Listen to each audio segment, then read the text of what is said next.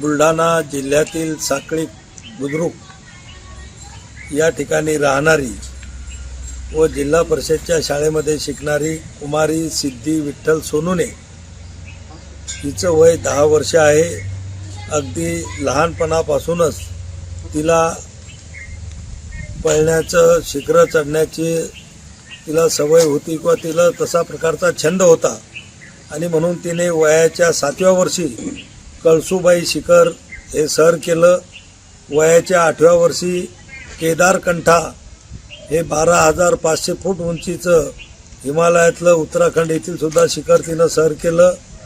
वयाच्या 9व्या वर्षी तिने कोकणकडा नाशिक इथं 1600 फूट उंचीचं शिखर दोरीच्या साहाय्याने खाली उतरणे याचं विक्रम आणि साहस तिनं दाखवलं। त्याची इंडिया बुक ऑफ रेकॉर्डमध्ये सुद्धा नोंद झालेली आहे।